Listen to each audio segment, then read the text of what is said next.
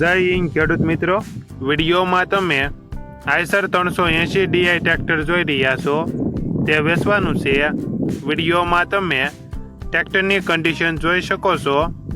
Engine company fitting, ગેર hydraulic complete, મોટા tyre 45%, નાના tyre 75%, battery નવી.